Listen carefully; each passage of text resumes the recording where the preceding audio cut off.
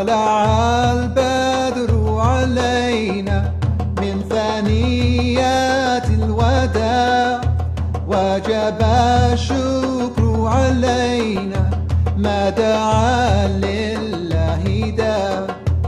Oh, the white moon rose over us from the valley of Wada, and we owe it to show gratefulness where the call is to Allah.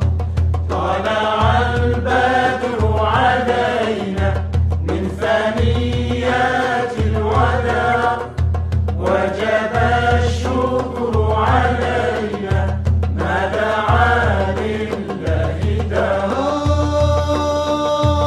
رسول الله حبيب الله نبي الله شفيع الله. رسول الله حبيب الله نبي الله شفيع الله. صلى الله على محمد صلى الله عليه وسلم. ஜஸாக்குமுல்லாஹ் ஹைரன். ஷேக் சையத் முகமது மதனி ஹசரத் அவர்களே, நற்பண்புகள் நிறைந்த சமூகம் என்ற தலைப்பிலே ஷேக் அவர்கள் மிக சிறப்பாக உரை நிகழ்த்தினார்கள். இப்பொழுது அவர்கள் எழுதிய வறுமை ஒழிப்பில் ஜக்காத்தின் பங்கு என்ற நூல் நமது சகோதர சகோதரிகளுக்கு மத்தியில் இப்பொழுது கொண்டு வரப்படுகின்றது. அதனுடைய விலை 5 பவுன்கள் மட்டும்தான். இன்ஷா அல்லாஹ் இதை வாங்கி பயனடையுமாறு கேட்டுக்கொள்கின்றோம். இந்த நூல் தான் அது நூலாக இருக்கின்றது. இப்பொழுது சகோதரர்கள் அதை தங்களுக்கு மத்தியில் கொண்டு வருவார்கள். அந்த நிகழ்ச்சிக்கு பிறகு இன்ஷா அல்லாஹ் அசர் தொழுகை நடைபெறும். அசர் தொழுகைக்காக வேண்டி அரை மணி நேரம் இடைவெளி விடப்படுகின்றது. அதற்கு பிறகு சரியாக அரை மணி நேரத்துக்கு பிறகு இன்ஷா அல்லாஹ் நிகழ்ச்சி தொடங்கப்படும். கண்ணியமிக்க பெரியவர்களே, தாய்மார்களே, சகோதரிகளே, சகோதரர்களே, நாமெல்லாம் ஆவலோடு எதிர்பார்த்து கொண்டிருந்த பேராசிரியர் டாக்டர் அப்துல்லா அவர்களுடைய பேச்சு உரை இப்பொழுது நடைபெற இருக்கின்றது. அவர்களை பற்றி நான் மிக பெரிதாக உங்களுக்கெல்லாம் அறிமுகப்படுத்த வேண்டிய தேவையில்லை. இருந்தாலும் ஓரிரு வார்த்தைகள் கூறுவது நல்லது என்று நினைக்கின்றேன். அவர்கள் சிறந்த ஒரு பேச்சாளர், எழுத்தாளர், கவிஞர், அது மட்டுமல்லாது ஒரு தத்துவ ஞானியாகவும் மனோதத்துவ நிபுணராகவும் இருக்கின்றார்கள். அவர்கள் ஏராளமான ஆய்வுகளை செய்திருக்கின்றார்கள். அப்படி ஆய்வுகளை எல்லாம் செய்து அல்லாஹ் தஆலா அவர்களுக்கு இந்த புனிதமான இஸ்லாத்தை பரிசாக கொடுத்திருக்கின்றான். அவர்கள் தாம் பெற்ற இன்பம் இவ்வையகம் பெறுக என்ற அடிப்படையிலே தான் ஏற்றுக்கொண்ட இனிய இஸ்லாத்தை உலக மக்கள் அனைவர்களுக்கும் எத்தி வைக்க வேண்டும் என்ற அடிப்படையிலே இந்த நற்பணியை அழைப்பு பணி அவர்கள் செய்து வருகின்றார்கள். அந்த வகையிலே அவர்கள் இப்பொழுது நற்பண்புகள் கொண்ட அழைப்பு பணி என்ற தலைப்பிலே நமக்கு மத்தியிலே உரை நிகழ்த்துவார்கள்.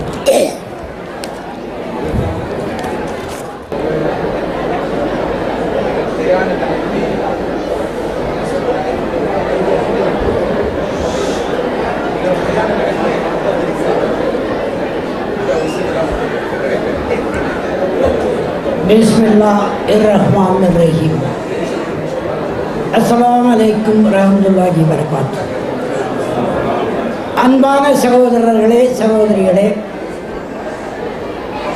இந்த நேரத்தில் இந்த நிகழ்விலே பங்கு பெற்று உங்களையெல்லாம் சந்தித்து என்னுடைய சில கருத்துக்களை அழைப்பு பணி தொடர்பாக பகிர்ந்து கொள்வதற்கான இந்த ஏற்பாட்டில் எல்லா உதவிகளும் புரிகிற அல்லாஹ் தஆலாவுக்கே எல்லா புகழும் நன்றியும் உரித்தாகுக. முபாரக் நானா உட்பட இந்த ஏற்பாட்டிலே உழைத்த சகலமானவர்களுக்கும் பல்வேறு பகுதிகளிலே இருந்து வருகை புரிந்திருக்கிற உங்கள் அனைவருக்கும், நாகர்கோயில் பக்கத்திலே இருந்து வந்திருக்கிற அருமை சகோதரர் ஷேக் சையது முகமது மதனி அவர்களுக்கும், இஸ்லாம் வழிபாடா அல்லது பண்பாடா என்ற மூல தலைப்பிலே நமக்கெல்லாம் அரிய கருத்துக்களை சொல்ல இருக்கிற மாபெரும் அறிஞர் ஷேக் அகார் முகமது சாஹிப் அவர்களுக்கும் இந்த உரையை ஒரு மணி தியாகத்துக்கு சத்தமே போடாமல் கேட்க போகிற சகோதரிகளுக்கு முதல்ல நன்றி தெரிவிச்சுக்கிறேன். அவங்க பேசுறதெல்லாம் விட்டுட்டு நான் என்ன பேச போகிறேன்னு இப்போ கேட்க போகிறாங்க எல்லாம். ஏன்னா நான் பேச போகிறது இவங்க அறிஞர்கள் எல்லாம் பேசுவது இஸ்லாத்தை பற்றி. அதில் நான் எல்கேஜி இப்போ தான் எட்டி பார்த்துருக்கிறேன். ஆனால் நான் பேசும்போது மனோதத்துவம், அதில் நான் 71லேருந்து 74க்குள்ளேயே PhD. என் முன்னாலே இங்கே அமர்ந்திருக்கிற ஆண் மக்களை காட்டிலும் பெண் மக்களுக்கு அதிகம் பயன்படக்கூடிய மனோதத்துவ வாழ்க்கை குறிப்புகள் சிலதை என்னிடம் இருந்து நீங்கள் பெற்றுக்கொள்ளலாம். அந்த கவனத்தோடு நீங்கள் கேட்க வேண்டும். இங்கே ஒரு தலைப்பு தரப்பட்டிருக்கிறது, பண்புள்ள அழைப்பு பணி என்று சொல்லப்பட்டிருக்கிறது. முதலில் அழைப்பு பணி என்றால் இஸ்லாத்திற்கு அழைப்பது என்பதாக நான் புரிந்து கொள்கிறேன். யார் அழைக்க முடியும்? இஸ்லாமியர்களாக இருப்பவர்கள் அழைக்கலாம் மற்றவர்களை. ஆனால் இஸ்லாமியர்களாக இருப்பது எப்படி என்ற ஒரு கேள்வியை தயவு செய்து ஒவ்வொருவரும் நம் மனத்துக்குள்ளே எழுப்பிக் கொள்வோம். இது நல்ல தருணம். இது போன்ற வாய்ப்புகள் அடிக்கடி, இதுபோல சிந்திப்பதற்கான வாய்ப்புகள் அடிக்கடி நமக்கு வாய்க்காது. we take it for granted. கொஞ்சம் தாடி வச்சுக்கிட்டா, தொப்பி வச்சுக்கிட்டா, நிறைய அந்த அரபு மொழியிலெல்லாம் அந்த திருக்குறானையோ ஹதீஸுகளையோ இன்னும் மற்றவற்றையிலோ சொல்ல தெரிந்து கொண்டாலே, தொழுகை போன்றவற்றையெல்லாம் செய்து கொண்டிருந்தாலே நாம் இஸ்லாமியர் என்று நாம் நினைத்து கொள்ளுகிறோம். ஆனால் அதை பற்றி மற்றவர்கள் என்ன நினைக்கிறாங்கிறத பற்றி நம்ம கவலைப்படுறதில்லை. கொஞ்சம் நின்று நிதானித்து நாம் எல்லோரும் நம் மனதிற்குள்ளே ஒரு கேள்வியை எழுப்பிக் கொள்ளுவோம். முஸ்லீம் என்றால் யார்? என்னென்ன செய்தால் அவர் முஸ்லீம் ஆக முடியும்? நான் முதல்ல ரியாத் நகரத்துக்கு போய் முஸ்லீம் ஆக போகிறேன்னு சொன்னேன். கலிமா சொல்லி கொடுத்தாங்க. சொல்லி கொடுத்துட்டு அப்புறம் தொழுகையெல்லாம் செய்யணுங்க, அதுங்க இதுங்கன்னு சொல்லிவிட்டு, ஆமாம் நீங்கள் முஸ்லீம் ஆகிட்டீங்க, போயிடுங்கன்னு சொன்னாங்க. கிறிஸ்தவர் ஆகணுன்னா என்னமோ சடங்குகள் இருக்குது. ஏற்கனவே நான் பௌத்தனாக 10 வருடம் இருந்தவன். அதில் நிறைய சடங்குகள் இருந்தது. இந்து மதத்துக்கு யாராவது வர்றாங்கன்னா சடங்குகள் இருக்குது. என்னங்க ஒன்றுமே இல்லாமல் ஒரு 2-3 வாக்கியத்தை கற்றுக் கொடுத்துட்டு போ, அவ்வளவுதான் நீ முஸ்லீம்னீங்களே அப்படின்னு நான் திருப்பி கேட்டபோது அங்கே இருந்த அந்த பெரியவர் சொன்னார், இஸ்லாத்துக்குள்ளே நுழைஞ்சாச்சு நீங்கள், இனிமேல் நீங்கள் கற்றுக்கொள்ள வேண்டியவைகளை பொறுமையாக கற்றுக்கொண்டு ஒவ்வொன்றையும் நடைமுறைப்படுத்தத்தான் நீங்கள் முஸ்லீம் ஆவீர்கள்னு சொன்னார். அது என் மனத்தில் அப்படியே பதிந்திருக்கிறது. எதை எதை கற்றுக்கொள்ளுவது? கொஞ்சம் கவனியுங்கள். இறைவனுக்கு அஞ்சுவதற்கு தொடங்குகிறவர்கள்தான். ஒருவன்தான் இறைவன், அவனுக்கு இணை இல்லை, துணை இல்லை, அவனை பெற்றவர்கள் யாரும் இல்லை, அவனால் பெறப்பட்டவர்கள் யாரும் இல்லை. தேவைகள் அற்றவன் இறைவன்.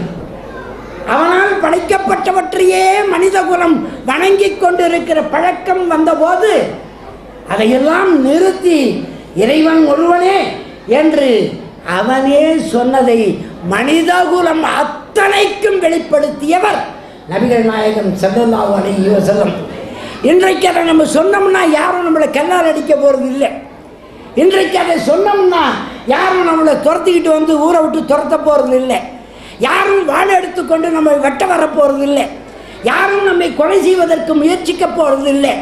குடிக்கிறதுக்கு தண்ணி கூட தராமல் துரத்த போகிறது இல்லை.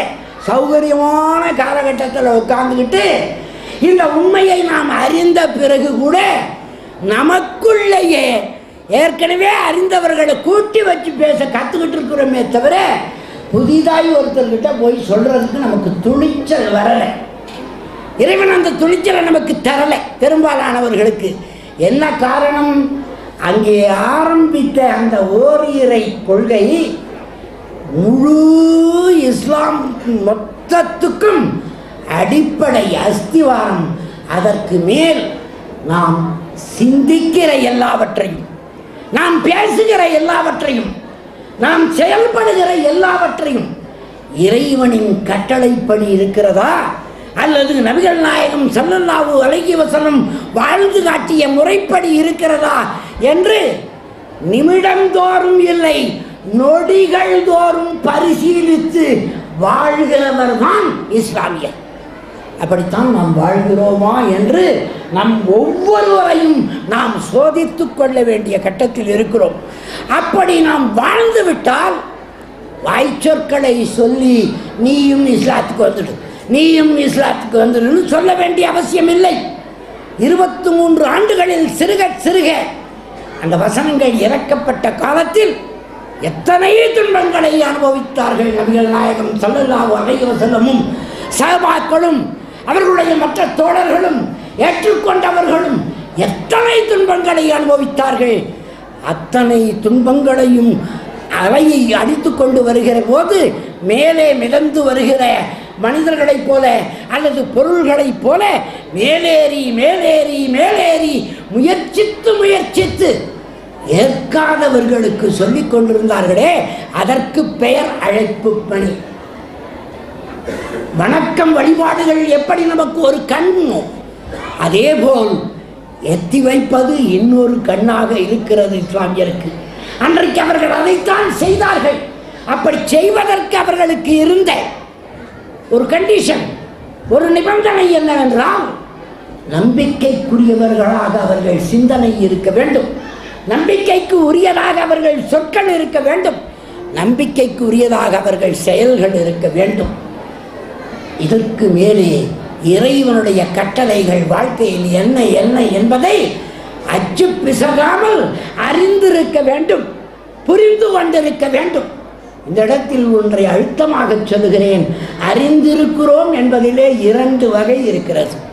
ஒன்று, அறிவிப்பதற்கு அறிந்திருக்கிறோம், பின்பற்றுவதற்கு அறிந்திருக்கிறோம். எனக்கு வயிற்று வலிக்குதுன்னு சொன்னால் அக்கால் சாஹிப் எனக்கு ஒரு மருந்து சொல்லுவார். ஏதாவது இதை சாப்பிடுங்க, சீரகத்தை தண்ணியில் போட்டு தேன் கொதிக்க வச்சு குடிங்கன்னு சொல்கிறதாக வச்சுக்கொள்ளுவோம். அவருக்கு வயிற்று வலி வரும்போதும் அவர் அதை செய்தால் தான் எனக்கு நம்பிக்கைக்குரியவராக இருக்க முடியும். நான் அவருக்கு வயிற்று வலி வரும்போது மட்டும் அவர் வேறு யாராவது டாக்டரை தேடிக்கிட்டு போயிடுவார். எனக்கு மட்டும் சீரக தண்ணி குடின்னு சொன்னார்னா என் நம்பிக்கை அற்று போய்விடும். ஒரு வேடிக்கைக்கு ஒரு உதாரணத்துக்கு சொன்னேன், எடுத்துக்காட்டுக்கு. அக்கால் சாஹிப் அப்படியெல்லாம் செய்ய மாட்டார், அது வேறு விஷயம். ஆனால் சொல்லுவது ஒன்றாகவும் செய்வது ஒன்றாகவும் நாம் எதிலெல்லாம் இருக்கிறோம், ஆண்களானாலும் பெண்களானாலும் சின்னவர்களானாலும் பெரியவர்களானாலும், சொல்கிறது ஒன்று, அதுக்கு முன்னால் நினைக்கிறது வேற, செய்யறது வேற என்று நாம் இருந்து கொண்டிருந்தால் நாம் அழைப்பு பணி பண்பை இன்னும் அறியவே இல்லை என்று அர்த்தம். இறைவனின் கட்டளைகள் எத்தனை துறையை சார்ந்திருக்கின்றன என்பதை அறிஞர் பெருமக்கள் அறிந்து வைத்திருப்பார்கள்.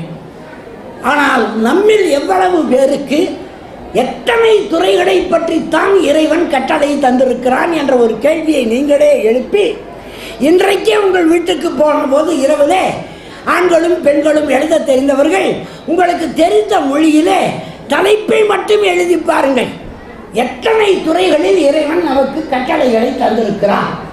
அரசியலை பற்றி தந்திருக்கிறானா, பொருளாதாரத்தை பற்றி தந்திருக்கிறானா, குடும்ப வாழ்க்கையை பற்றி தந்திருக்கிறானா, குழந்தை வளர்ப்பை பற்றி தந்திருக்கிறானா, கணவன் மனைவி உறவை பற்றி தந்திருக்கிறானா, சம்பாதிப்பதை பற்றி தந்திருக்கிறானா, செலவழிப்பதை பற்றி தந்திருக்கிறானா, எவ்வளவு தந்திருக்கிறான் என்று எழுதி பாருங்கள். 6666 வசனங்கள் தான், 114 அத்தியாயங்கள் தான். ஆனால் அந்த எண்ணிக்கை நீங்கள் எந்தெந்த துறைகளை பற்றி இறைவன் நமக்கு கட்டளையிட்டிருக்கிறான் என்று எழுதி பார்த்தீர்கள் என்றால் முடிவே வராது. கொஞ்சம் கொஞ்சமாக அது வளர்ந்து கொண்டே இருக்கும். ஒருவர் எழுதியது போல இன்னொரு எழுத முடியாது. அனுபவத்தில் இருந்து சொல்லுகிறேன்.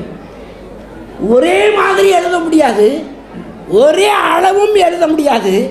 இவ்வளவுதான், இத்தனை துறைகளை பற்றித்தான் இறைவன் சொல்லியிருக்கிறான் என்று சொல்லவே முடியாது.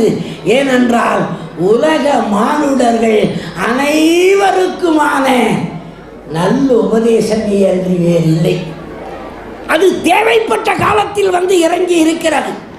அன்றைக்கு மனிதர்கள் ஒருவரை ஒருவர் கொன்று குவிப்பதை சாதாரணமாக எங்கள் தமிழ்நாட்டு மொழியிலே சொல்வதென்றால் அதெல்லாம் அரசியலில் சகஜமப்பா அப்படின்னு சொல்கிற மாதிரி ரொம்ப சகஜமாக இயல்பாக எடுத்துக்கொண்டிருந்த காலகட்டத்தில் அவசியம் ஏற்பட்டால் ஒழிய எதையும் கொல்லக்கூடாது, எவரையும் கொல்லக்கூடாது என்பதை ஒரு இயக்கமாகவே, ஒரு நடைமுறையாகவே, இறைவனின் கட்டளையை ஏற்காமல் ஒருவன் மனித குலத்தில் இருக்கக்கூடாது.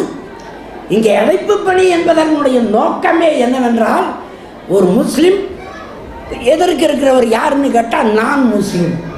அவர் நான் முஸ்லீமாக இருக்கிறதுக்கு நான் முஸ்லீமாக இருக்கிறவன் கவலைப்படலாமா வேண்டாமா? கவலைப்பட வேண்டுமா வேண்டாமா? அது எப்படி? நான் மட்டும் நான் முஸ்லீம், அவர் நான் முஸ்லீம், என் முஸ்லீம். அவரை என் முஸ்லீமாக இருக்கிறதுக்கு யாருடைய ஏற்பாடு? அதற்கு நான் எந்த முயற்சியும் எடுக்கலையே.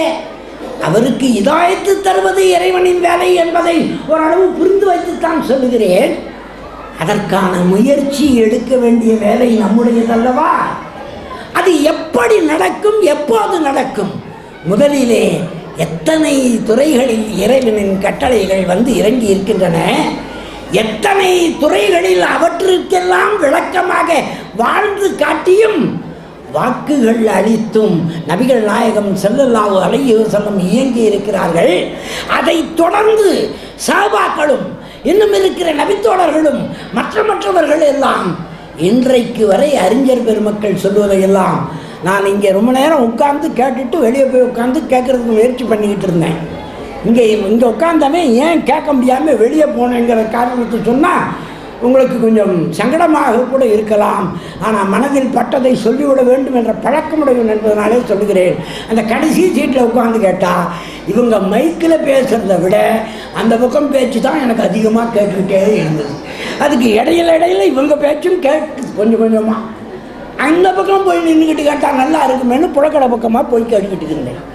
ஏன் சொல்கிறேன்னா, ஒரு அறவுரைகளை, ஒரு அறிவுரைகளை, அந்த திருக்குரான் தொடர்பான விஷயங்களை, நபிகள் நாயகம் ஸல்லல்லாஹு அலைஹி வஸல்லம் விஷயங்களை நமக்கு ஒரு இடத்துல இப்படி இவ்வளோ பெரிய ஏற்பாடு பண்ணி கூப்பிட்டு சொல்லிக்கிட்டு இருக்கிறாங்கன்னா அதற்கு இடையூறு விளைவிப்பது போல பேசுவது எந்த வகையிலே நியாயம் என்று சிந்தியுங்கள். நீங்கள் இஸ்லாமியராக தொடங்கிவிட்டீர்கள் என்றார். கடுமையாக ஏதாவது சொன்னால் மன்னிச்சுக்கங்க, சரி புது ஆடு அப்படித்தான் சொல்லுவான்னு விட்டுடுங்க. பழக்கப்பட்டவங்க அந்த மாதிரி பேச மாட்டாங்க, எனக்கு தெரியாமல் பேசுகிறேன்னு நீங்கள் மன்னிச்சிடலாம். ஆனால் தயவு செய்து யோசியுங்கள், எந்த துறைகளை பற்றி இறைவன் சொல்லியிருக்கிறான், எத்தனை துறைகளை பற்றி சொல்லியிருக்கிறான், அவற்றை அறிந்து கொள்ள வேண்டியது, அறிந்ததை புரிந்து கொள்ள வேண்டியது, புரிந்ததை உணர்ந்து கொள்ள வேண்டியது, உணர்ந்ததை அச்சு பிசகாமல் நடைமுறைப்படுத்திவிட வேண்டியது. இதில் கேட்கறதுக்கு நல்லா தான் இருக்குது, சொல்கிறதுக்கும் நல்லா தான் இருக்குது. அறிந்து கொள்ளுவதுன்னா அந்த மொத்த கடலையும் எப்படி நாம் அறிந்து கொள்ள முடியும் என்ற முதல் தடை உங்கள் மனத்திலே வரலாம். ஆனால் என்னுடைய விடை என்னவென்றால், அந்த தடைக்கு வேறு எதையோ குப்பைகளெல்லாம் அறிந்து வைத்திருக்கிறோமே, அந்த குப்பைகளையெல்லாம் தூக்கி குப்பையில் போட்டுட்டு கூடையில் போட்டுட்டு இதை அதிகம் அறிவதற்கு நம் மனத்தில் முடிவு செய்யுங்கள். If you have a desire, very strong desire, it will turn itself into a decision. உண்டா இல்லையா என்று யோசிப்பாங்க. ஒரு டிசையர் வந்து விட்டால் அந்த குப்பைகளை எல்லாம் தூக்கி குப்பை தொட்டியில் போட்டு என்னென்ன அறிந்து வைத்திருக்கிறோம். இங்கே உங்களை பற்றி எனக்கு தெரியாது, எங்கள் தமிழ்நாட்டு முஸ்லீம்கள் இப்போ விஸ்வரூபம் படம் ஓடிச்சா இல்லையா அதில் என்னன்னா இருக்குது, அது 2வது பாகம் வரப்போதாமே, அதை எதிர்த்து போராடுவாங்களா போராட மாட்டாங்களா, இந்த மாதிரி மிக முக்கியமான விஷயங்கள்லாம். குஷ்பு முஸ்லீம்னு சொன்னாங்களே, அவங்களுக்கு போய் தாவா கொடுக்கறது தானே நீங்கன்னு கேட்டான் என்ன ஒருத்தர். எவ்வளோ முக்கியம் பாருங்க. எனக்கு குஷ்பு முஸ்லீமாக இருந்தாங்களாம் ஒரு காலத்தில், அப்புறம் அதெல்லாம் விட்டு போயிட்டாங்களாம். இப்போ நான் தாவா கொடுக்கறதுக்கு குஷ்பு கிட்ட போகணுமா? ஒரு பெரிய வசதியானவங்க துபாயில் குஷ்புவை கூப்பிட்டு முஸ்லீம்கள்லாம் சேர்ந்து அந்த ஆட்டம் பாட்டம் பேச்செல்லாம் ரசிச்சுட்டு நடந்ததை சொல்கிறேன், பொறுப்பேற்று தான் சொல்கிறேன். இதனால் எனக்கு என்ன விலை தர வேண்டும் என்றாலும் தருவதற்கு நான் தயாராக இருக்கிறேன். அந்த மீட்டிங்கிலேயே ஒரு பெரியவர் பேசினாராம், அது சிடி போட்டு காட்டினாங்க, நான் பார்த்து தான் சொல்கிறேன். இந்த மாதிரியெல்லாம் ரிலாக்ஸாக இல்லைன்னா எங்கள் மனசே வெடிச்சு போயிடும், பிஸ்னஸில் ரொம்ப டயர்டாகிடுறோம், இதெல்லாம் இருந்தால் தான் ரிலாக்ஸ்னு ஒரு முஸ்லீம் சொல்லியிருக்கிறார். இதை உதாரணத்துக்கு தான் சொன்னேன். இதுபோல் நம்ம வாழ்க்கையில் இருக்கிற தடை என்னன்னு கேட்டால், இறைவன் எல்லா துறைகளிலும் கட்டளைகளை வழங்கி விட்டார். அந்த லிஸ்ட் எடுத்தீங்கன்னாலே உங்களால் 1000 பக்கத்துக்கு மேலே எழுத முடியும். அத்தனை வேறு துறைகளிலே அவன் கட்டளைகளை தந்திருக்கிறான். மனித குலத்திற்கு என்னென்ன தேவைகளும். இப்போ நீங்கள் இஸ்லாமிக் தாவா சென்டர் வச்சுருப்பது மாதிரி, நான் போன பிறகு இந்தியாவில் இஸ்லாமிக் தாவா அண்ட் ரிசர்ச் சென்டர்னு ஒன்று வச்சேன். இதை பற்றி காப்பி எடுத்து தான் வச்சேங்க. இவங்க இஸ்லாமிக் தாவா சென்டர் வச்சுருக்காங்க, நம்மளும் அதே மாதிரி ஒன்று வச்சுக்கலாமேன்னு தாவா அண்ட் ரிசர்ச் சென்டர்னு ஒன்று போட்டேன். இந்த ரிசர்ச்சுக்கு என்ன அர்த்தம்னா, இவங்க பெரிய அறிஞர்கள் எல்லாம் இதில் மூழ்கி தெளித்தவங்கக்கிட்ட நான் போட்டி போட்டுக்கிட்டு என்னைக்கு நான் அரபு கற்றுக்கிட்டு என்னைக்கு அந்த கொட்டேஷன் எல்லாம் சொல்கிறது, இந்த வேலை நமக்கு ஆகாதுன்னு எனக்கு தெரிந்த விஷயங்களை இஸ்லாத்தோடு எப்படி தொடர்பு படுத்துவது என்று ஆராய்ச்சி செய்து மக்களுக்கு சொல்லுவது. உதாரணத்துக்கு தந்தை பெரியார்னு கேள்விப்பட்டிருப்பீங்க. பெரியார் இல்லாமல் தமிழ்நாட்டு அரசியல் இல்லை, பெரியார் இல்லாமல் தமிழ்நாட்டில் பண்பாட்டு புரட்சி இல்லை, பெரியார் இல்லாமல் தமிழ்நாட்டில் அரசியல், பொருளாதாரம், பண்பாட்டு புரட்சி மட்டுமல்ல சமூக ஒற்றுமை கூட இருக்க முடியாது. அதனால தான் எல்லா கட்சிக்காரரும் பெரியாரை தூக்கி வச்சுக்கிட்டு பேசுவாங்க. அதே போல் இலங்கை போன்ற பகுதிகளிலே கூட பெரியாருக்கு செல்வாக்குண்டு, மலேசியாவில் செல்வாக்குண்டு, நிறைய நாடுகளில் அவருக்கு செல்வாக்குண்டு. அவர் 1973 இறந்து போயிட்டார். அவருக்கு இஸ்லாத்தை பற்றி என்ன கருத்து இருந்ததுன்னு அவருடைய தொண்டர்கள்னு பேசிக்கிட்டு இருந்த எங்களுக்கு 2-3 விஷயம்தான் தெரியும். அவர் கடவுள் இல்லை இல்லை இல்லை இல்லை, கடவுளை உண்டாக்கியவன் முட்டாள், வணங்குகிறவன் காட்டுமிராண்டி, பரப்புகிறவன் அயோக்கியன்னு சொன்னதை மட்டும் நாங்கள் பாட்டுக்கு ஊரு பூரா அதுக்கு கண்ணு வச்சு காது வச்சு மூக்கு வச்சு பிரமாதமாக பேசி பெரியாரை விட நல்லா பேசுகிறாங்கப்பா இவனுங்க அப்படின்னு பேர் வாங்கிக்கிட்டு இருந்தோம். ஆனால் அவர் என்ன சொன்னாருன்னு எங்களுக்கு விளங்காமல் இருந்தபோது, இங்கே நான் இஸ்லாத்துக்கு வருகிறேன், 2010 வந்தேன், 9 அவர்களுடைய புத்தகங்கள் எல்லாவற்றையும் இதுவரைக்கும் அவர் எழுதிய பேசிய எல்லாவற்றையும் 20 வால்யூம்களாக தொகுத்து collected works of Periyar, Periyar EVR சிந்தனைகள், அந்த பெரியாருடைய கலெக்டட் வால்யூம்ஸ் வந்த பிறகு அதுக்குள்ளே நான் இஸ்லாமியனாகவும் மாறிவிட்ட காரணத்தினாலே நேராக அவருடைய எல்லா ஒர்க் 20 வால்யூமையும் தொகுத்து படித்து ஒரு வரி விடாமல் படிக்க வாய்ப்பு இருந்தது. படித்த பிறகு எனக்கு ஒரு அதிர்ச்சி காத்திருந்தது. அவர் இஸ்லாத்தை ஏற்று இருக்கிறார், எதிர்க்கவில்லை என்பது மட்டுமல்ல, ஏற்று இருக்கிறார். ஏற்றது மட்டுமல்ல, எல்லா மக்களுக்கும் இதையே செய்தியாக 1923 தொடங்கி 73 இறப்பதற்கு 4 நாள் முன்னால் ஹாஸ்பிட்டல் அட்மிட் பண்ணாங்க. அன்னைக்கு இரவு கூட நான் அப்போதுலேருந்தே சொல்லிக்கிட்டு இருக்கிறேன், யாருமே வரலை, இஸ்லாத்துக்கு போங்கய்யா, அப்போ தான் இந்த இன இழிவு நீங்கும். அப்போ அர்ச்சகர் சட்டம் என்று ஒன்று கொண்டு வந்தார்கள். அதை சுப்ரீம் கோர்ட்டில் தோற்கடித்தாங்க. அனைத்து ஜாதியினரும் அர்ச்சகர்களாகலாம் என்ற சட்டம் கொண்டு வந்து அதை தோற்கடித்தார்கள் என்னும்போது, இதுக்கு தான் சொன்னேன், இஸ்லாமியராக போயிட்டா இந்த அவமானம் கிடையாது என்று கடைசியாகவும் சொல்லியிருக்கிறார். நான் சாவதற்கு 5 நிமிடம் இருந்தாலும், அன்னைக்கு சொன்னது 1973, சாவதற்கு 5 நிமிடத்திற்கு முன்னாலேயாவது நான் இஸ்லாமியன் ஆகித்தான் சாவேன் என்று கையெழுத்தில் எழுதி கையெழுத்து போட்டு கொடுத்துருக்கிறார் பெரியார். இந்த தொகுதியில் இந்த செய்திகளெல்லாம் தொகுத்து இதோ இஸ்லாத்தை பெரியார் ஏற்றாரா எதிர்த்தாரா என்ற புத்தகம் படிக்கிற பழக்கம் இல்லாத தமிழர்களுக்காக இதையே ஒரு திரைப்படமாகவும் தயாரித்து வைத்திருக்கிறேன். அதே போல் ஒன்றை சொல்லி நான் செய்திக்கு வருகிறேன். இது ஒரு ரிசர்ச் ஒர்க், 3 வருஷமாக செஞ்சுருக்கிறேன். அதே போல் திருக்குறளை எல்லோரும் அறிந்திருப்பீர்கள் தமிழர்கள். திருக்குறளுடைய மதம் எது, திருக்குறளின் சமயம் எது, திருக்குறளையே ஆராய்ச்சி செய்து இஸ்லாம் தான் அதனுடைய சமயம் என்று நிரூபிப்பதற்கு ஒரு டாக்டரல் தீசிஸ் செய்து வைத்திருக்கிறேன். இது போன்ற பணிகளை நான் செய்வதற்கு 2 காரணம். ஒன்று, இதுதான் என்னால் முடியும் என்பது. ஏன்னா அகார் சாஹிபையோ மதனியோ பார்த்தா எனக்கு பயமாக இருக்குது. இவங்க பேசுகிற மாதிரி நான் என்னைக்கு பேசி அந்த திருக்குறானை எல்லாம் அந்த மொழியில் சொல்லி அதிசயெல்லாம் சொல்லி விளக்கம் தந்து இது நடக்கிற கதை இல்லை. ஆனால் நம்ம ஏரியா இது, இந்த ஏரியாவுக்குள்ள இவங்கெல்லாம் வர்றதுக்கு கொஞ்சம் தாமதமாகும். அதனால் இது செய்யலாம் தான் இஸ்லாமிக் தாவா அண்ட் ரிசர்ச் சென்டர்னு வச்சுருக்கிறேன். செய்திக்கு நேராக இருந்தீங்க. அப்பொழுதுதான் எனக்கு திருக்குறானை அலசி பார்த்தபோது எனக்கு கிடைத்த செய்தி தான் எந்த துறைகளை பற்றியெல்லாம் இறைவன் கட்டளையிட்டிருக்கிறான். முடியவே இல்லை அந்த லிஸ்ட், இன்னும் வந்து கொண்டே இருக்கிறது. நினைக்க நினைக்க நினைக்க 114 அத்தியாயம், 6666 வசனம் என்கிறார்கள், சிலதில் 6236 இருக்கு. ஆனால் எல்லாவற்றையும் குறிப்பெடுத்து பார்த்தாலும் எந்த துறைகளில் எத்தனை துறைகள் என்றால் வளர்ந்து கொண்டே இருக்கிறது. அத்தனை துறைகளுக்கு நற்செய்தியை சொல்லியிருக்கிறானே இறைவன், கட்டளைகளை இட்டிருக்கிறானே. இத்தனை கட்டளைகளையும் மறுமையை பற்றி தெரிந்தவர்கள் எந்த சயின்டிஸ்டும் கிளைம் பண்ண முடியாது. மறுமை இப்படித்தான் இருக்கும், அப்படித்தான் இருக்கும், மறுமையே இருக்காது என்று யாராலையும் மனம் திறந்து சொல்ல முடியாது. ஏன்னா அது அன்னோன் ஃபேக்டர். இன்றைக்கு வரைக்கும் மறுமை இருக்குமா இருக்காதா, இருந்தால் அது எப்படி இருக்கும், இறைவன் மட்டும்தான் அறிந்தவன். அதில் விரிவாக சொல்லியிருக்கிறான்.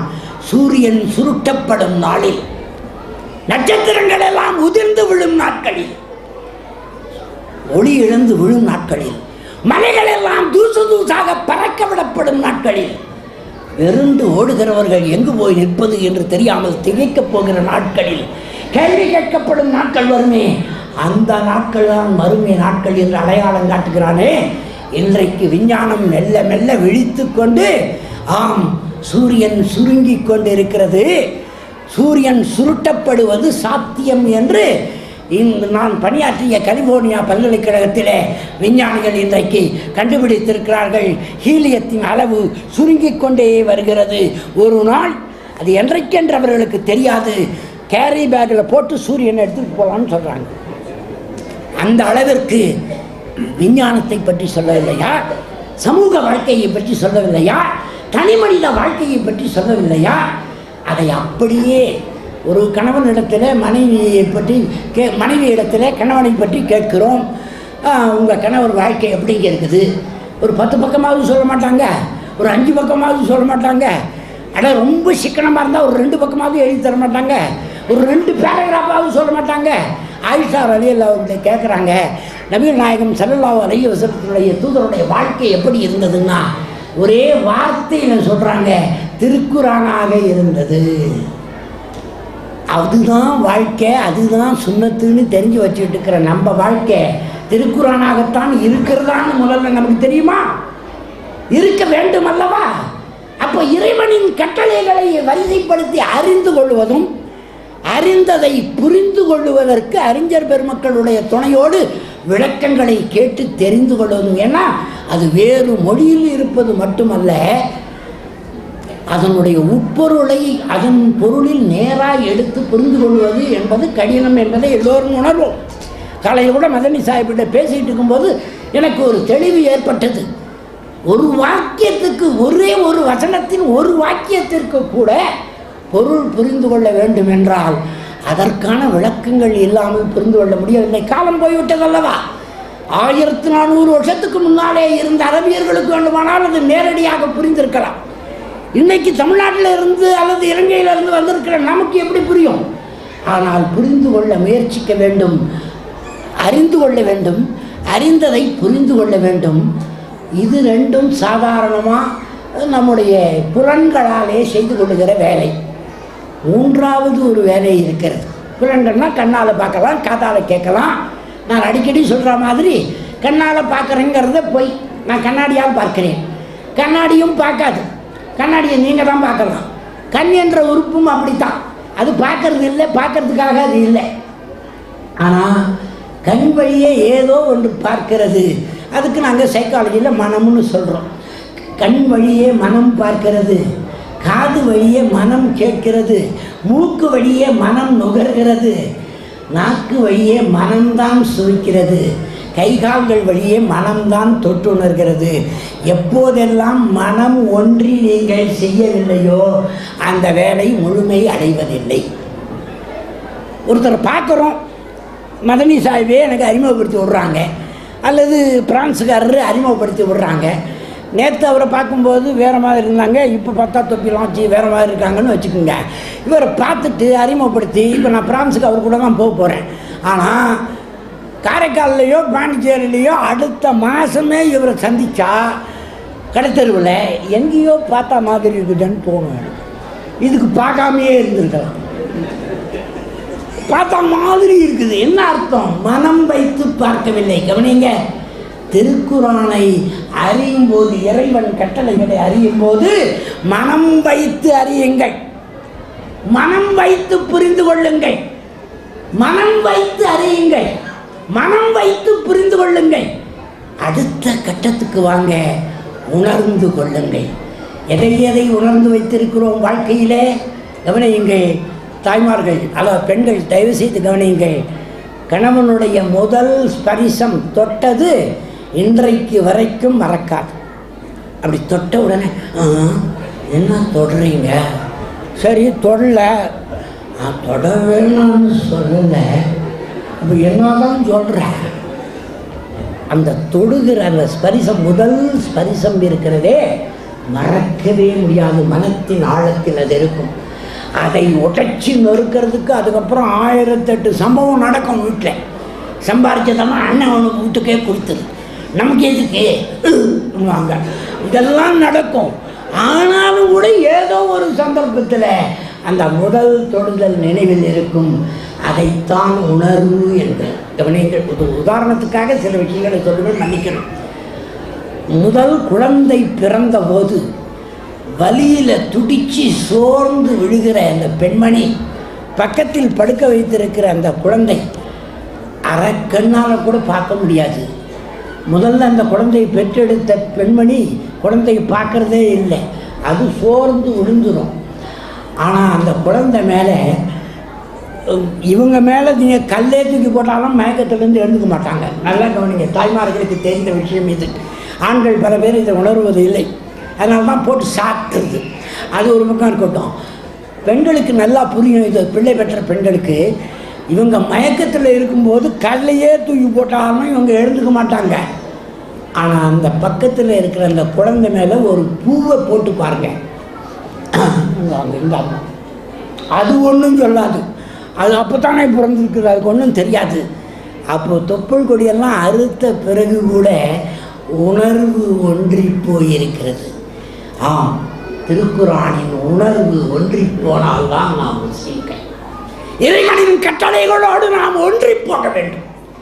அது முடியுதா முடியலையா அதெல்லாம் ரொம்ப பெருசாக இருக்குதே, அதெல்லாம் வாழ்க்கையில் பின்பற்ற முடியுமா முடியாதா? இது அந்த செக்ஷனுக்கு அனுப்பிடுறேன் நான் இந்த கொஸ்டினை. அவங்க அதுக்கு விளக்கம் தருவாங்க. முடியாத எதையும் இறைவன் நம் மீது, முடியாதவர்கள் மீது சுமத்தியதில்லை என்று நான் படித்திருக்கிறேன். அவர்களுக்கு எவ்வளவு முடியுமோ அவ்வளவுதான் சுமத்தி இருக்கிறான் இறைவன். அதை நீங்கள் கடைப்பிடிப்பதற்கு முன்னால் உணருங்கள், உணருங்கள், உணருங்கள். உணர்ந்தவாறே நடந்து பழகுங்கள். இவ்வளவு பெரிய உண்மையை மக்கள் பார்வையில் ஒரு மாபெரும் பொய்யை கேட்டீங்க. இவ்வளவு பெரிய உண்மையை இறைவன் தன்னை இறுதி தூதராக நியமித்திருக்கிற உண்மையை, இறைவன் ஒருவனே என்கிற மாபெரும் உண்மையை அதுவரை வந்த லட்சக்கணக்கான நபிமார்கள் மூலம் மக்களுக்கு அறிவுறுத்திய பின்னும் அவர்கள் அவற்றை புறக்கணித்து விட்ட பின்னால் அந்த ஏகன் தான் ஒருவனே என்கிற உண்மையை நபிகள் இறுதியாக வந்த தூதர் நபிகள் நாயகம் ஸல்லல்லாஹு அலைஹி வஸல்லம் தான் என்கிற மாபெரும் உண்மையை இன்றைக்கு உலகத்தில் எத்தனை கோடி பேர் உச்சரித்து கொண்டிருக்கிறோம். ஆனால் அன்றைக்கு அது மாபெரும் பொய்யாக கருதப்பட்டதா இல்லையா? அடுத்த மணி நேரத்தில் இஸ்லாத்தை கட்டி தழுவி ஏற்றுக்கொள்ளப் போகிற உமர் கையில் வாழ்பிடித்து கொண்டு வரும்போது அதை ஏற்காமல் தானே வந்தார். அபூஜகலும் உமரும் ஒரே சமமாகத்தானே கருதப்பட்டார்கள். அன்றைக்கு அவர்களில் ஒருவரையாவது அல்லாஹ் தஆலா சுப்ஹானல்லாஹ் மார்க்கத்துக்கு தாய் என்று இவர் வேண்டிக் கொண்டார் என்று படிக்கும் பொழுது மெய் சிலிர்த்து போகிறேன். அபூஜகல், இப்பொழுது அபூஜகலை நாம் அவர் என்று கூட சொல்வதில்லை, அபூஜகலை அவர் என்று கூட சொல்வதில்லை, உமரை அவர் என்று கூட சொல்வதில்லை, அவர்கள். என்ன காரணம்? அவருடைய வாழ்க்கை என்னவாக இருந்தது? இதையெல்லாம் நாம் அறிந்து கொள்ள வேண்டும். 2 துண்டு துணி போத்திக் கொண்டு, கொஞ்சம் கவனிங்க, 2 துண்டு துணியை போத்திக் கொண்டு, அழகிய துண்டு துணிகள் ஏதோ ஒரு போரிலேயோ அல்லது ஏதோ ஒரு நிகழ்விலேயோ எல்லோருக்கும் பகிர்ந்தளிக்கப்பட்டது ஒரு துண்டு துணி. அதுபோல 2 துணியை போத்திக் கொண்டு மிம்பரில் ஏறி உரையாற்றி கொண்டிருக்கிறாராம் கலீஃபாவாக இருக்கிற உமர் ரலியல்லாஹு. அறிஞர்கள் இருப்பதனால இது சரியான ஹதீஸா, அது சாலிஹான ஹதீஸா, இல்லை அது பக்கத்தில், ஏன்னா நான் போனவுடனே ஊரில் அதுக்குன்னு 2 பேர் இருக்கிறான், பத்திரிகையில் எழுதுவான், இது சாலிஹான ஹதீஸ் என்று தெரியாமலே அதை சொல்லிவிட்டாருமா. நீங்கள் எழுதி கொடுத்த முஸ்லீம் எழுதின புத்தகத்தில் தான் படித்தேன், அதனால் சொல்லிவிடுறேன். அது இல்லைன்னா அவங்கக்கிட்ட கேட்டுக்குங்க இது இருக்குதா இல்லையான்னு. அதுக்கு தான் எங்கள் அக்கார் சாஹிப்பை எனக்கு பின்னால் பேச சொல்லியிருக்கோம். ஏதாவது சந்தேகம் இருந்தால் நீங்கள் அங்கே கேட்டுக்கலாம், அந்த டிபார்ட்மெண்ட்டு. பெரியாவாசன் சொன்னாரே, அப்துல்லா சொன்னாரே, அது ரைட்டா தப்பா, அது அந்த டிபார்ட்மெண்ட்டில் விட்டுடுவோம் பரிசீலனைக்கு. அவங்க சரின்னு அப்ரூவல் கொடுத்தா ஏற்றுக்குங்க. 2 துணி, அழகிய துணிகளை உடுத்தி கொண்டு மிம்பரில் ஏறி பேசி கொண்டிருக்கிறாராம் உமர் ரலியல்லாஹு.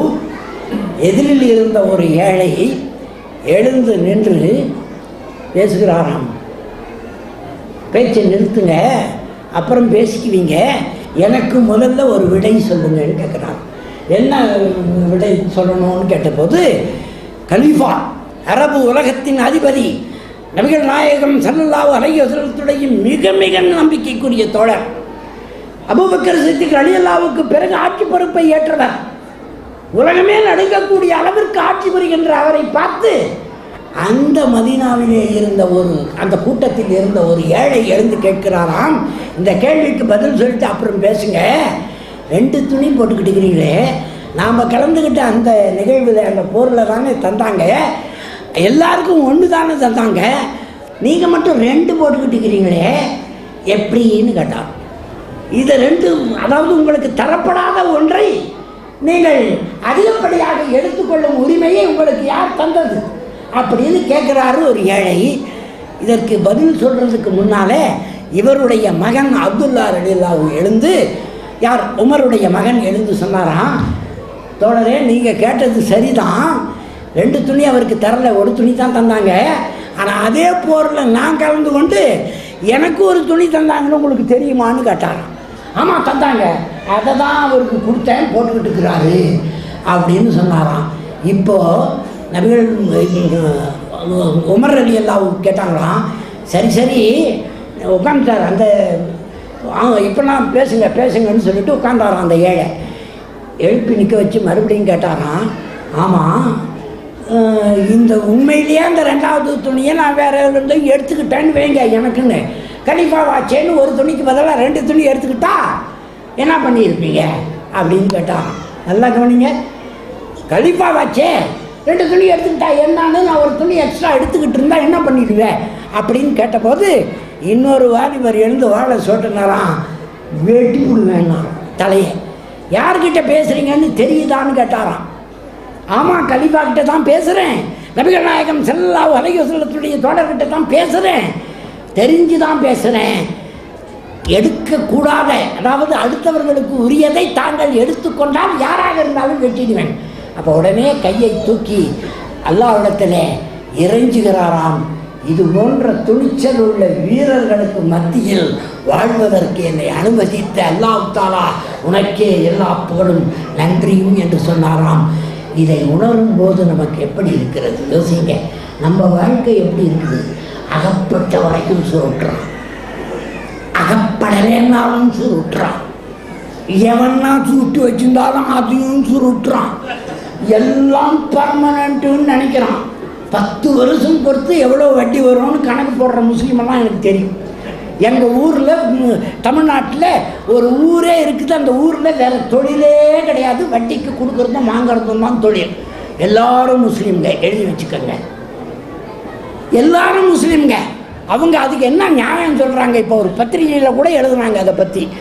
அதெல்லாம் தப்பு ஒன்றும் கிடையாது, பேங்க்கில் வாங்க வேண்டியதுதான், அது தப்பு ஒன்றும் கிடையாது.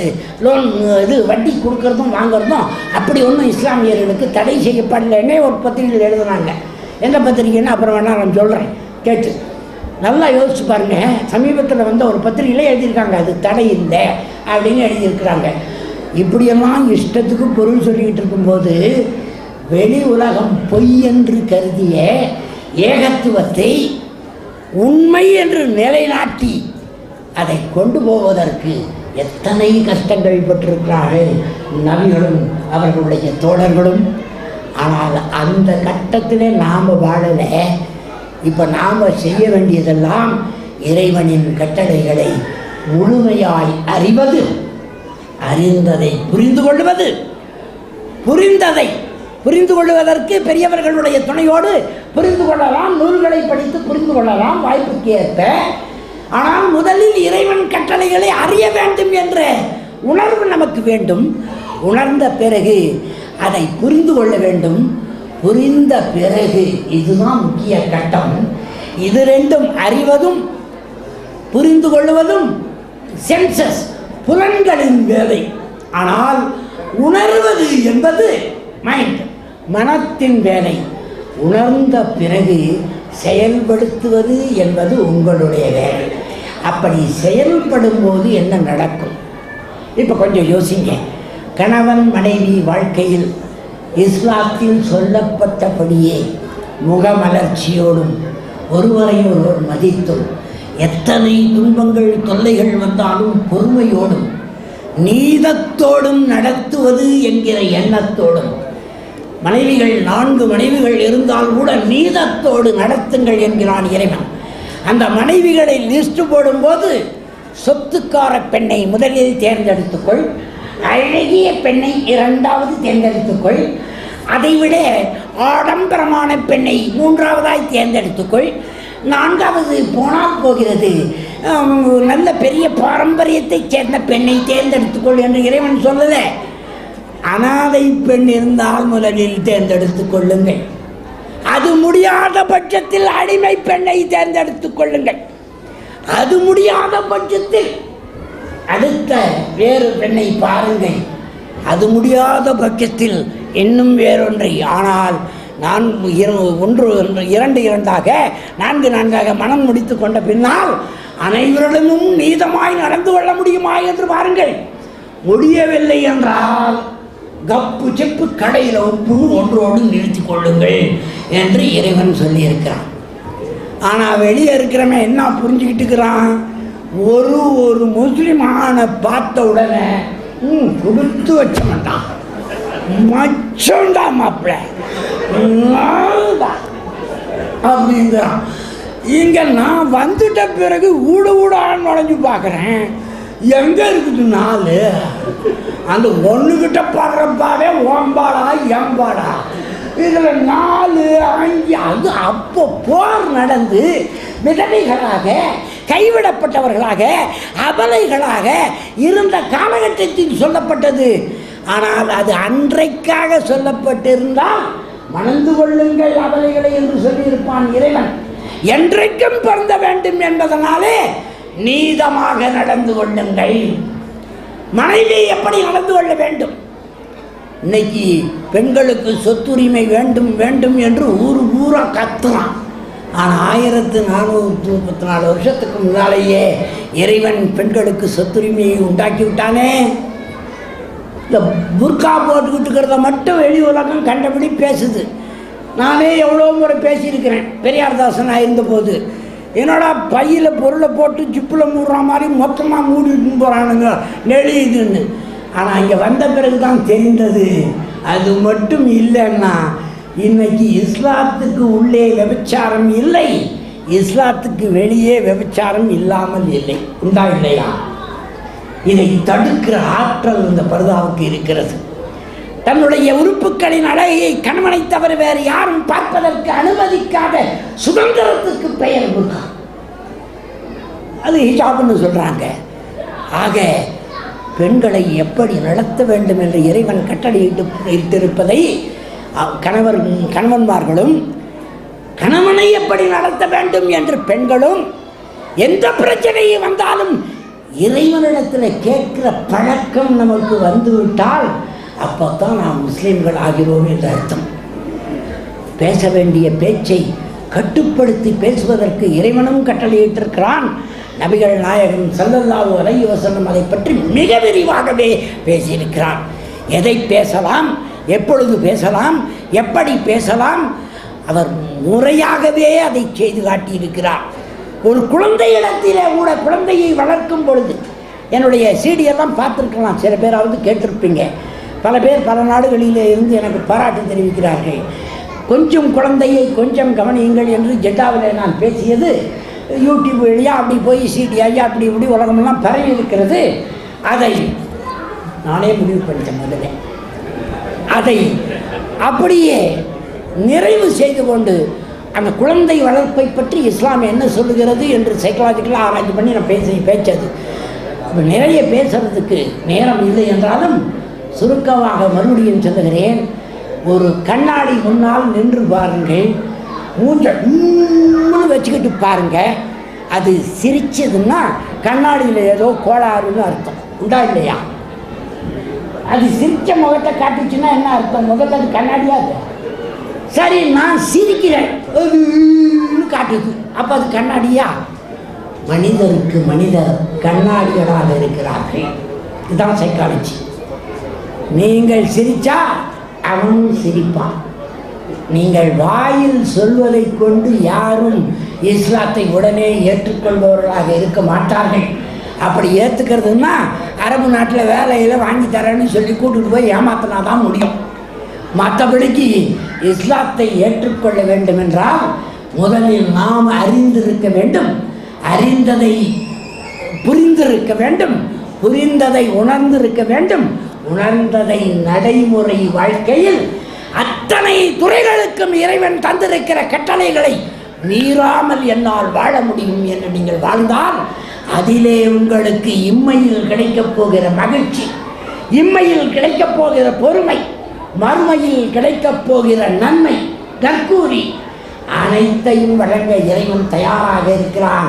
அவனுடைய அருட்கொடைகளிலே அளவு எவ்வளவு இருக்கிறது என்று கேட்டால் இதுவரை வந்த மனித குலத்திற்கு கொடுக்கப்பட்டது போக இனி வரப்போகிற மனித குலத்திற்கு கொடுக்க போவதை போக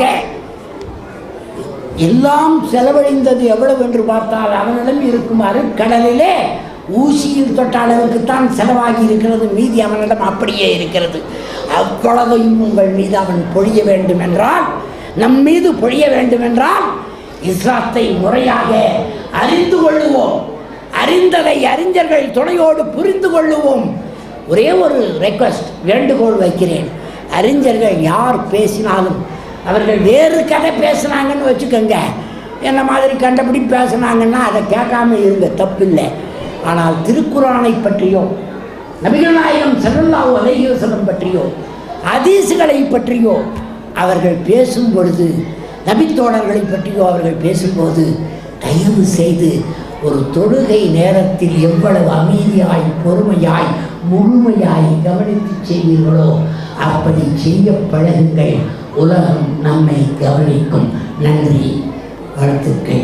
அஸ்ஸலாமு அலைக்கும் வரஹ்மத்துல்லாஹி வபரகாத்துஹு. ஒரு முட்டு பெட்டி ஆமாம் எங்களுக்கு தெரியலையா பெட்டின்னு வேறு சொல்கிறான் அப்படி. இது கிஃப்ட் பாக்ஸுன்னு பேர். இதில் சில புத்தகங்கள் இருக்கின்றன.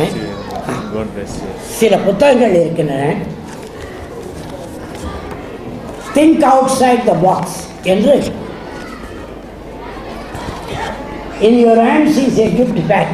உங்களிடம் தரப்படுகிற இந்த கிஃப்ட் பேக்கில் இன்னென்ன விஷயங்கள் இருக்கின்றன.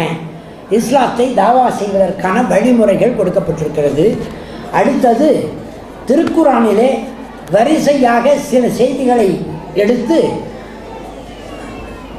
Common kindness, charity, sincerity, divine love, vision, Mary, Jesus, death, the test, ready reckoner மாதிரி இஸ்லாத்தில் சொல்லப்பட்ட முக்கிய செய்திகளின் திருக்குரான் பொழிவுகள் இங்கே தரப்பட்டிருக்கின்றன. தலைப்பு வழங்கி சயின்ஸ் இந்த குரான் என்கிற பெரிய ஆராய்ச்சி கட்டுரை, இதை படித்து முடித்து விட்டேன். சயின்ஸ் எவ்வளவு வேகமாக ஓடினாலும் அது இறைவன் சொன்ன சயின்ஸை விட தூரமாகவே ஓடிக்கொண்டிருக்கிறது. அதை எட்டி பிடிக்க சயின்ஸால் முடியலைங்கிறதை இதை புரிந்து கொள்ளலாம். The man in the red underpants, காலங்காலத்தால் வெறும் அண்டர் பேண்ட்டு அதாவது உள்ளே போட்டுக்கிட்டு துணியோட ஒருத்தன் வந்து நின்று கதவை தட்டுனா 4 மணிக்கு நான் கேஸ் ரிப்பேர் பண்ண வந்திருக்கிறேன்னு சொன்னால் உங்கள் ரியாக்ஷன் எப்படி இருக்குமோ அதே ரியாக்ஷன் உலகத்தில் நடக்கிற பல செய்திகளில் உண்டாக வேண்டும் என்று தாவா செய்கிறது இந்த புத்தகம். இந்த அருமையான கிஃப்டை அழகான பேக்கில் போட்டு இந்த ஒன் ரீசன் அமைப்பினர் வழங்க இருக்கிறார்கள். நீங்கள் செய்ய வேண்டியதெல்லாம் இதை அவங்க ஃப்ரீயாக கொடுப்பாங்க. இதனுடைய செலவு எவ்வளவுங்கிறத நீங்கள் அறிந்து கொள்ளலாம். பல பேருடைய நன்கொடையிலே இது அழகாக தயாரிக்கப்பட்டிருக்கிறது. இதில் நீங்கள் செய்ய வேண்டியதெல்லாம் காலையில் தான் நான் டிஸ்கஸ் பண்ணிக்கிட்டு இருக்கும்போது சொன்னேன். எந்த ஒரு விஷயத்தையும் 5 புலன்களில் ஏதாவது ஒரு புலனை திருப்திப்படுத்துகிற மாதிரி செய்துட்டு சொன்னால் தான் மக்கள் ஏற்றுக்கொள்வார்கள். எல்லா மக்களாலும் ஏற்கப்படும். இப்போ இதை கொடுக்கும்போது இவங்க பாக்ஸாக கொடுக்குறாங்க. நீங்கள் ஒரு நல்ல கொஞ்சம் எக்ஸ்பென்சிவ் சாக்லேட், ஏன்னா எல்லாருக்கும் சாக்லேட் பிடிக்குங்கிறது உங்களுக்கு தெரியும், அதை இதில் வச்சு கொடுத்தீங்கன்னா சாக்லேட்டை வாயில் போட்ட உடனே ஒரு புலன் வேலை செய்ய ஆரம்பிச்சிடும், மனம் தூண்டப்படும், இது என்ன ஆகுதுன்னு படிக்க தொடங்குவான். அப்படி நீங்கள் சாக்லேட் போடாமல் சும்மா கொடுத்தா கண்ணு மட்டும் பார்த்துட்டு அப்புறம் பார்த்துக்கலான்ட்டு வச்சுருவாங்க. அதனால் நீங்கள் ஒரு நல்ல காஸ்ட்லி சாக்லேட்டாக எக்ஸ்பென்சிவ் சாக்லேட் வாங்கி இதில் வச்சு கிஃப்டாக கொடுங்க. அப்படி கொடுப்பதன் மூலம் இந்த நூல்களை படித்து சின்ன சின்ன புத்தகம் வெல் ஏபிள் ஆர்குமெண்ட்ஸ் நான் படிச்சுட்டேன். இந்த man with underpant red underpant இந்த புத்தகத்தை படித்தேன். அவ்வளவு வலுவான ஆர்குமெண்ட்ஸ் இருக்குது to dispel ignorance about Islam. இஸ்லாத்தை பற்றிய அனைத்து விஷயங்களுக்கும் தெளிவை ஏற்படுத்தக்கூடிய, மூட நம்பிக்கைகளை ஒழிக்கக்கூடிய புத்தகமாக இருக்கிறது. இதை பெற்றுக்கொண்டு நீங்கள் மற்றவர்களுக்கு உங்கள் நெய்பருக்கு நல்ல முஸ்லீமாக பார்த்து கொடுத்துடாதீங்க. முஸ்லீம்களுக்கு இதெல்லாம் தெரியும். நான் முஸ்லீம் ஃப்ரெண்ட்ஸ் உங்களுக்கு இருந்தால் கட்டாயமாக இந்த கிஃப்டை கொடுத்து, நான் முதல்ல சொன்னேன் பாருங்கள், உலகத்தில் மக்கள் 2 வகைதான். ஒன்று இஸ்லாத்தை ஏற்றுக்கொண்டவர்கள், இன்னொன்று ஏற்க இருப்பவர்கள். அவர்களை விட்டுடாதீங்க. என்னை விட்டுட்டாங்க பல வருஷமாக. 50 வயசில் நானாக தேடி கண்டுபிடிச்சேன். நிறைய பிரியாணி எல்லாம் போட்டுருக்குறாங்க, நிறைய நிக்காகெல்லாம் போட்டுருக்குறாங்க. திருக்குறானை நம்ம கண்ணிலே காட்டினது கிடையாது. நானாக தேடி பிடிச்சி கற்றுக்கிட்டேன். அதனால தான் சொல்கிறேன், தயவுசெய்து இதை செய்யுங்கள். அதே போல் பெரியார் இஸ்லாத்தை ஏற்றார் என்கிற இந்த அரிய செய்தி திரைப்படமாகவும் வெளியிட்டிருக்கிறேன். அது பிறகு இங்கேயும் திரையிடப்படும். இந்த திரைப்படம்னா சினிமா படம் மாதிரி இல்லை, இந்த அவருடைய கருத்துக்களை டாக்குமெண்ட்டாக பண்ணியிருக்கோம். பெரும் செலவில் அதை எடுத்திருக்கிறேன். இந்த புத்தகம் அங்கே விற்பனைக்கு வைப்பாங்க அங்கே. ஆனால் இதற்கு நன்கொடை கொடுத்தீர்கள் என்றால் எங்கள் இஸ்லாமிக் தாவா and research centre 10 Bovonto 20 Bovonto கொடுக்க முடிந்தவர்கள் இலியாஸ் கிட்டே அல்லது எங்கள் நண்பர் ஆஜா கிட்டே கொடுத்து உங்கள் பேரை எழுதி தந்தீங்கன்னா உங்களுக்கு பில்லு அனுப்பிடுறேன். ஒரு நன்கொடை தந்தீர்கள் என்றால் என்னுடைய அடுத்த ப்ராஜெக்ட் திருக்குறளை இதே மாதிரி இஸ்லாமிய நூல் தான் அது என்று நான் ஆய்வு செய்து எழுதியிருக்கிற நூலை வெளியிடுவதற்கு நீங்கள் உதவி செய்ததாக இருக்கும் என்று தெரிவித்து இந்த எக்ஸ்ட்ரா நேரத்தை எடுத்துக்கொண்டதுக்கு நிர்வாகஸ்தர்கள் மன்னிக்க வேண்டும் என்று கேட்டு விடைபெறுகிறேன். அஸ்ஸலாமு அலைக்கும் வரஹ்மத்துல்லாஹி வபரகாத்துஹு.